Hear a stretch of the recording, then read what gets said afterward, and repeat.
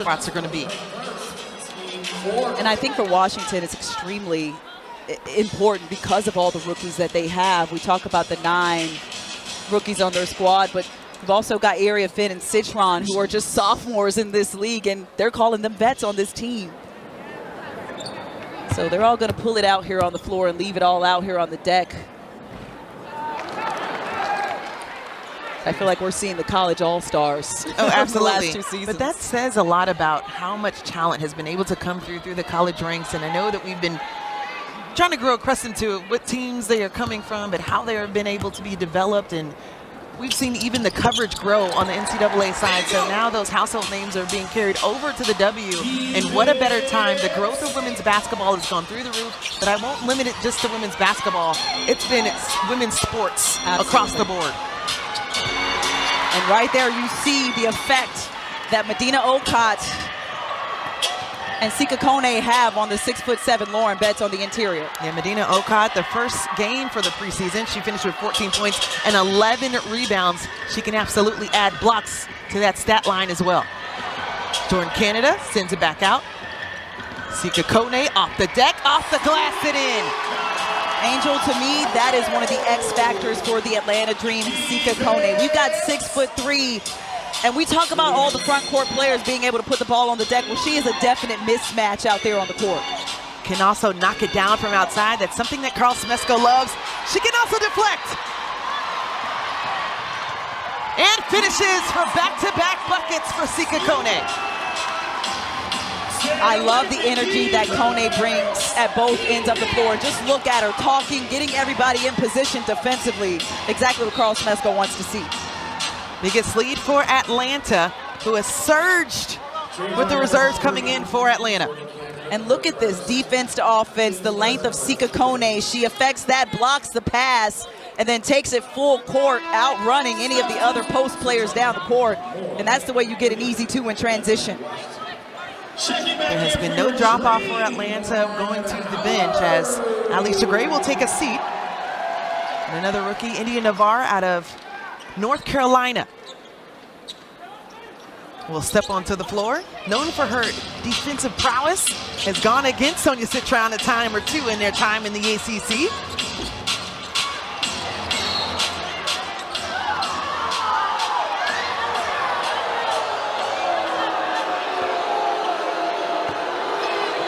Checks in, and India Navarre will be assessed her first foul of the ball game. And what's interesting about that, she was the smallest player going up for that rebound, but you talk about her defensive tenacity. I mean, she's a guard that likes to get physical. She's aggressive. She doesn't just do it on the steal. She's going to go for the rebounds as well. So with that foul, it puts Washington in the bonus for the final minute and 27 seconds this quarter. And she drains 2 and blows a kiss to the crowd. 2-point ball game. It's been a fun one to watch. And a sense of desperation for players trying to make their mark on the final roster. That's knocked out of bounds by Lauren Betts as Atlanta will get it on the baseline. And you know what, Angel? I think it'll be fun to watch in the regular season as well, because just like last season, what we saw with Washington was they're very similar in style of play to Atlanta and the kind of players that they have on the floor. India Navarre, a true workhorse. We saw it on the collegiate level, trying to see how it translates on the professional level. Inside out, kick, Jordan Canada, it's good! Count the bucket, she'll get one more at the free throw line. You talk about the three-point shooting that Atlanta had last season and Alicia Gray, but don't forget about Jordan Canada, because right in front of the Mystics bench, she splashes that one down. A good job by Ryan Howard to suck in the defense and gives her just an extra second to where Georgia Amore can't recover off that 3 and fouls Jordan Canada on the shot. What a year Jordan Canada had last season as well. 1,000 career assists, 2,000 career points. A player that also picked up her career high at a 30 ball last season as well.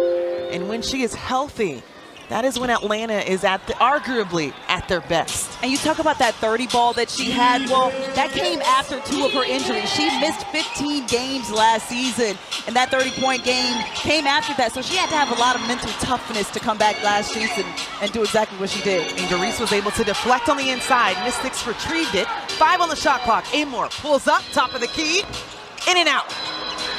Iriafen with a rebound and a quick dish to Betts. Lauren Betts now with 9 points in the ball game.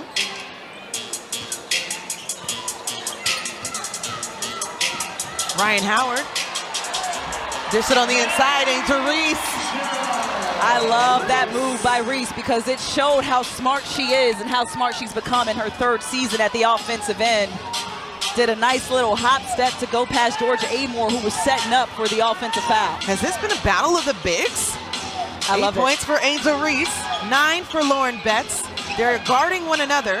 Kiki Iriafen in on the action and kisses it off the glass. Ryan Howard just short of knocking it down before the quarter in an exciting one. 20 points plus for both Atlanta, though, with the edge by 3 after the first. It's been a fun one to watch, and I love the battle of the bigs. We got Angel Reese going up over Lauren Betts. Come back and you'll see some more of that for the next 3 quarters. The Mystics have 10+ points in the paint, and they're getting it done from the free throw line as well, drawing fouls on each other. We talked about the answer for Lauren Betts at 6'7" on the interior because she drew those 2 fouls on Angel Reese. And then you saw Carl Smesko and staff bring in Medina Okot and show some depth for the Atlanta Dream. So I'm excited to continue to see how the rotations play out in the front court for both sides. Yeah, absolutely, and we'd be remiss if we didn't mention Kiki Iriafen, also with 6 points, shooting 50% from the field. She is now on the floor in the absence of Lauren Betts to start the 2nd quarter. And an offensive foul, an illegal swing at the top of the key. That will go against Iriafen. That'll be her 2nd. Pay attention to how vocal Angel Reese has been. I know she wasn't exactly in that play, but what you saw on that one was her come over, say good job, dap her teammate up, and that's something that she's gotten comfortable with on this Dream roster very quick and very fast. If you've been at training camp, communication is a non-negotiable. Carl Smesko holding his team accountable to do the small things in that department. When Canada off the mark as the rebound is ripped down and goes to the Mystics. Look at the defense of Jordan Canada. Then Angel Reese with a deflection, just defenders all over the place for the Dream. Atlanta finding ways to string buckets together. They had a 7-point swing, down by 2. And up by 5. Angel Reese on the inside, double teamed. Still got bumped. We'll have more free throws coming up. I like the connection, but right there, India Navarre saying that's on me as far as the kind of pass, and this is where the chemistry needs to come in at, because that was the wrong angle that led Angel Reese to go into the defense versus away from it. The biggest thing for Cindy Johnson, the head coach for the Mystics in his 2nd season, is now, while he's coaching up Georgia Amor on the sideline, now what he does with Kiki Iriafen, who has 3 fouls in this ball game. What's interesting about Sid Johnson is some of his vets are just 2nd-year players, and he's relying on some of his younger players to coach up some of the rookies on the team. He's got 2 sophomores and Citron and Iriafen, but if you look at Georgia Amor, she's one of those sophomores, just didn't get a chance to touch the floor last season with that ACL injury at the beginning.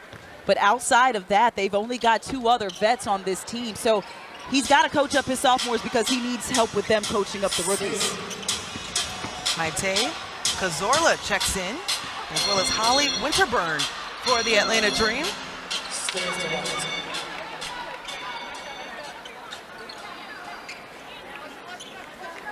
Run that thing back, Mo. Mystics get it underneath, 14 on the shot clock. Dugalich tries to hand it off, and right away, a foul committed. And actually, Cazorla saying, ooh, I don't know about that one. We still haven't had the infamous finger wag in preseason yet. And we've got the confused look from Carl Smesko as well, because he likes what he sees defensively coming off that screen. Cazorla just tying up Georgia Amore.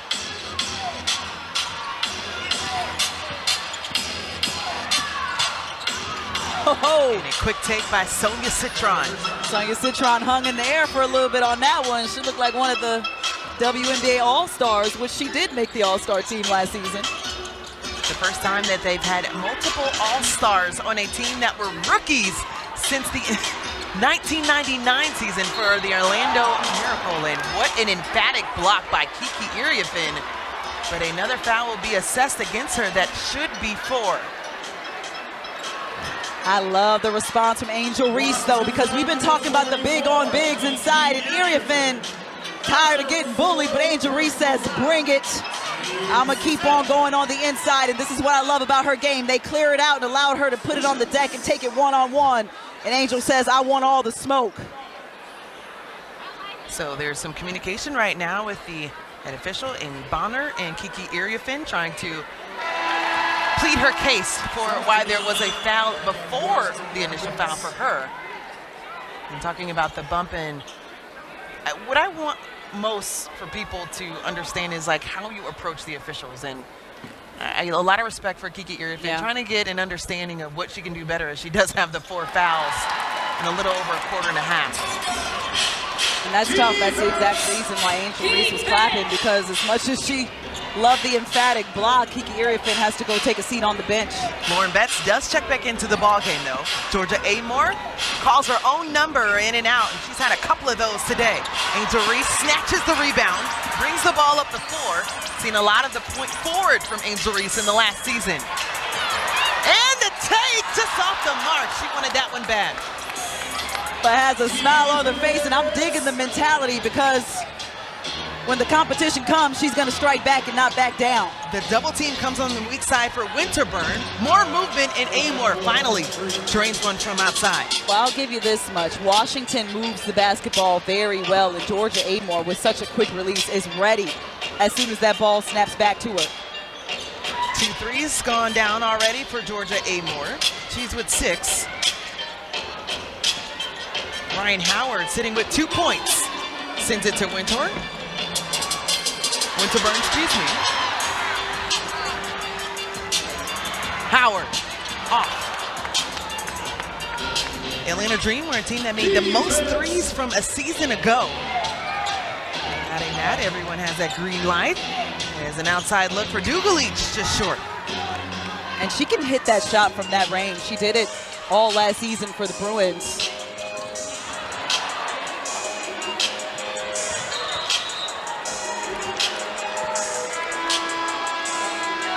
So with another turnover for Atlanta, the Mystics will get it back. That's the 3rd of the ball game. Nas Hillman will check out. As Alicia Gray and Medina Okot, as well as Sika Kone checking in for the Dream. 6:50 left in the first half. Atlanta had the 3-point edge in the first quarter. It's been a fun one to see. It doesn't feel like a preseason game. At all. You took the words right out of my mouth. Are we in preseason? Because this is intense. Maybe that pass felt like preseason. But the feel of this entire ball game has been a lot of fun as we are gearing things up for the official start on May 8th for the Atlanta Dream, the 30th season of the WNBA, celebrating all the ones that came before. As Medina Okot can do that too. Stretches the floor for the 3. I love me a center who can knock down a 3-point shot. Medina Okot shooting the shots she's not comfortable with, but the shots that her coaches want her to take. And my goodness, bigs who can stretch the floor. Medina Okot not even hesitating on that 3. Lauren Betts took a second too long to close out on that 3, and Okot said it's going up and it's going down. Now, Dawn Staley was hoping she could get one more year out of Medina Okot, but thrilled to see for the Atlanta Dream fans who celebrated heavily, knowing that Medina Okot is now given an opportunity with the Atlanta Dream. A quick strike on the other side for Dugalich. I knew the next one was going down because the first one was right off the tip as soon as she came in the game. Foul up top. Lucy Olsen commits the foul. That'll be the first on Olsen. It will also be the break of the quarter. We're all tied up at 28. It's been a fun one here in the last preseason game. Stick around for a little bit more. The teams that we've looked at this season with the biggest offseason moves, and Dallas and Las Vegas are two of those teams who are going to be contenders in this league, especially Vegas after winning the championship last season. I mean, those games right there are going to be highly competitive between the Dreams. Yeah, absolutely. Tanitra has more. Yeah, as we talked about earlier, defense was the focus of the first week of training camp for the Dream, and that's what Carl Smesco was focusing on in a couple timeouts. He said, hey, we need to deny the sweet spot for the Mystics so that they can't go high-low. We need to be able to attack better in transition, make them go sideways instead of downhill, and take away their options. But also, when they get into those ball screens, you've got to defend the ball screens better. Thank you. Rory Harmon picked up the foul, and on the take, Medina Okot gets fouled. Cody McMahon doesn't like the call. By the way, Medina Okot, after a double-double in the first preseason game, what is she showing you today? Well, she can put the basketball on the floor. She's doing things that are beyond what she's comfortable doing. That's what Carl Smesco was talking to me about. But it's the things that this team needs her to do for the future, and that's one of them. Put the ball on the court and create a mismatch, because at 6'5", 6'6", that is exactly what that is. She's a mobile big, and she creates a mismatch on any defender. Okot with 4 points, has another opportunity on the floor. A couple substitutions, including Stephanie Jones, number 24 for the Atlanta Dream. She look familiar to you? Looking like her sister. Plays like her, too. Her sister, Bree Jones, currently out right now due to the knee injury, but Stephanie Jones has spent some time in the league, actually. Had some time, 19 games with the Connecticut Sun. Also started with the Mystics in 2022. And spent some time in Maryland, the same alma mater.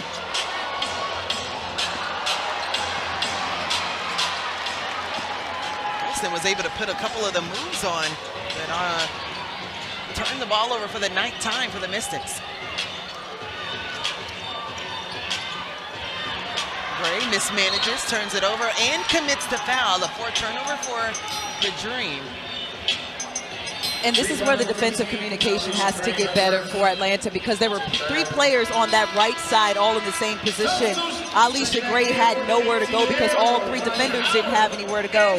And talk about training camp this week. One of the things that Carl Smesco is stressing is spacing and keeping your defender out of the same space so that the offense has an option to be able to work. And right there, Leash had nowhere to go because all the defense was so concentrated in that right side. Davina Pow, Ryan Howard back in the ball game for the Dream. Rory Harmon at the top of the key. Lauren Betts being guarded by Medina Okot. It's nice when you can combat size with size. Medina Okot at 6'6". She seems like she plays so much bigger than that going against 6'7" Lauren Betts. Well, she's also quick, and that's what I like about her. She's a mobile big, and she's versatile, and that's what drew the Dream's attention to her, getting her as a steal at the number 13 spot in the first round. Dugalich up and under, up and in. Another player from the Bruins who creates a mismatch. She's the 6th player of the year in the Big Ten, and told media that she's just looking forward to soaking up from her teammates and being able to contribute. Yeah, another foul committed at the top of the key by Cody McMahon. But going back to Dugalich, look at this footwork. 6'3", and is also a player who can stretch the floor. Not only with her 3-point shot, she's knocked down a couple of those from the extended range, but do just that, put the ball on the deck and create the mismatch.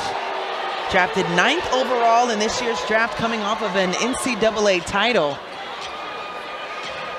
And what we thought was a foul by Cody McMahon is actually not. It'll go against Pow for an illegal. Medina Okot for an illegal screen. And that's chemistry. That's all I see right there is Okot, a rookie, creating timing chemistry with Ryan Howard. Backdoor, Olsen finishes. What a find by Lauren Betts. We applaud how she's able to finish, block shots, one of the best defenders, but also she's a great playmaker and passer. And screener. Does a lot of things well. You're telling me she's the most outstanding player of the NCAA tournament? Oh, got it. I'm telling you she's the Big Ten player of the year, too. Okay. Ryan Howard with the step back, Patton, but couldn't connect. Stephanie Jones couldn't steal the ball on the inbound. Lori Harmon so quick getting out. She's able to finish on the left. I love how she used her teammate who was holding off Medina Okot. She went over the 6'6" size of her on that layup because of it. Tahina Powell, same spot, same results. Trey's good. Powell has been on point this entire week through training camp, through the game in Chicago in preseason, up till today. That three has been smooth. 6 points, says Lauren Betts. The middy's good as well. Angel, she's a problem. She is a problem for any matchup in the WNBA.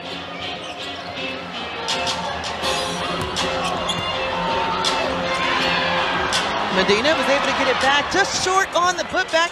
Roy Harmon looking to see who's running with her up the floor. Dugalich stretched out short on the tape.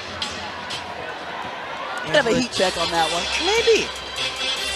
Dugalich.